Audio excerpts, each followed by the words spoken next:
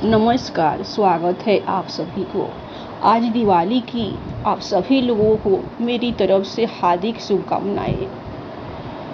आज की विषय है दीपावली पर माता लक्ष्मी और गणेश जी की कथा। माँ लक्ष्मी के साथ गणेश जी की पूजा क्यों होती है, पर जरूरी भी है। माता लक्ष्मी श्री अर्थात धन संपदा की स्वामिनी हैं।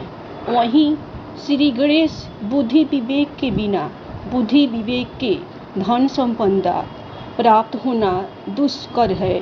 माता लक्ष्मी की कृपा से ही मनुष्य को धन समृद्धि की प्राप्ति होती है। माँ लक्ष्मी की उत्पत्ति जल से हुई थी और जल हमेशा चलायमान रहता है। उसी तरह लक्ष्मी भी एक स्थान पर नहीं ठहरती। लक्ष्मी के संभालने के लिए बुद्धि विवेक की आवश्यकता पड़ती है।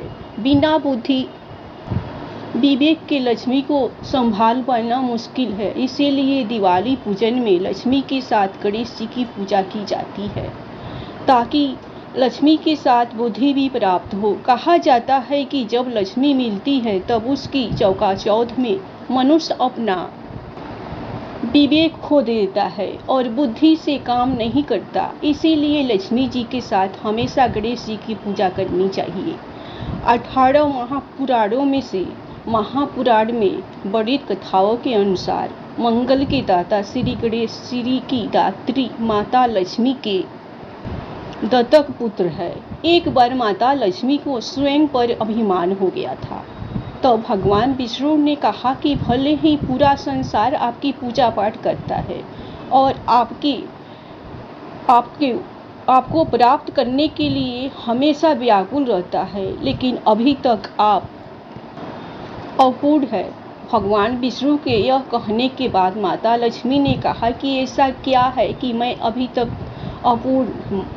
तब भगवान विष्णु ने कहा कि जब तक कोई स्त्री माँ नहीं बन पाती तब तक वो पूर्णता प्राप्त नहीं कर पाती। आप निसंतान होने के कारण ही अपूर्ण है। यह जानकर माता लक्ष्मी को बहुत दुख हुआ।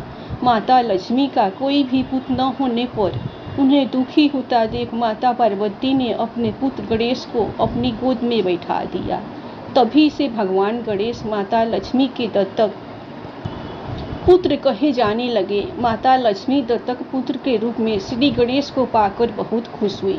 माता लक्ष्मी ने गणेश जी को वरदान दिया कि जो भी मेरी पूजा के साथ तुम्हारी पूजा नहीं करेगा, लक्ष्मी उसके पास कभी नहीं रहेगी। इसीलिए दिवाली पूजन में माता लक्ष्मी के साथ दत्तक पुत्र के रूप में भगवान गणेश की पूजा की जाती है। इसी से जुड़ी माता लक्ष्मी और उनकी बहन दरिद्री की कहानी है। एक बार नारद जी ने माँ लक्ष्मी से पूछा कि वो हमेशा विष्णु जी के पैर क्यों दबाती रहती है। लक्ष्मी जी ने जवाब दिया कि चाहे मनुष्य हो या फिर देवी देवता, ग्रहों के प्रभाव से कोई अछूता नहीं रहता।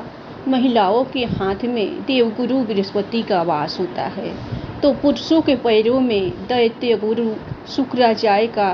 ऐसे में जब भी कोई महिला पुरुष के चरण दबाती है तो देव और दानों का मिलन होता है और इससे धन लाभ का योग बनता है। यही कारण है कि मैं हमेशा श्री हरि के चरण दबाती हूँ। पुराणों के अनुसार लक्ष्मी जी को भगवान विष्णु ने अपने पुरुषार्थ के बल पर ही अपने वश में रखा था, जो हमेशा सभी के कल्याण का भाव रखते हैं। जो लक्ष्मी जी विष्णु जी के पास है वो धन और संपत्ति है।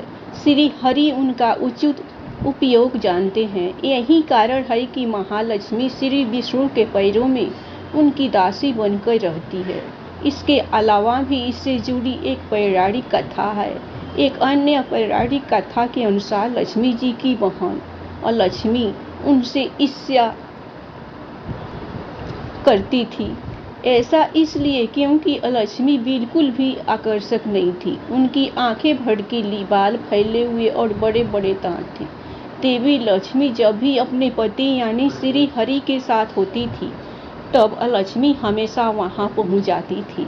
यह बर्ताव लक्ष्मी जी को बिल्कुल पसंद नहीं आता था। उन्होंने लक्ष्मी से कहा कि तुम मुझे और मेरे पति को अकेला क्यों नहीं छोड़ देती।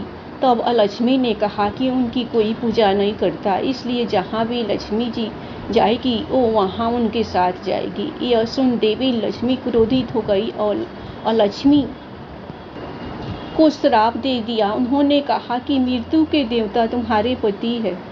गंदगी, ईर्ष्या, लालच, आलस, रोष जहाँ भी होगा तुम वहीं निवास करोगी। ऐसे में माँ लक्ष्मी हमेशा ही अपने पति के चरणों की गंदगी दूर करती रहती है, जिससे लक्ष्मी कभी भी उनके पास न आ पाए।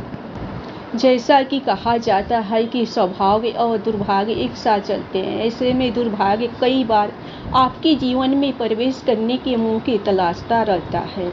और लक्ष्मी भी इसी तरह घर के बाहर बैठकर लक्ष्मी के जाने का इंतजार करती है।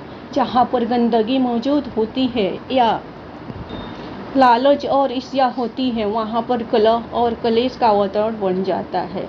इससे यह संकेत मिलता है कि घर में लक्ष्मी का प्रवेश हो चुका है। ऐसे में लोगों को माँ लक्ष्मी की पूजा निरंतर करते रहना चाहिए, जिससे लक्ष्मी घर में प्रवेश न कर पाए।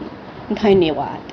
कहानी आप लोगों को पसंद आए तो आप लोग लाइक, सब्सक्राइब लक्ष्मी जी के नाम पर, गणेश जी के नाम पर, विष्णु जी के नाम पर जरूर कीजिएगा।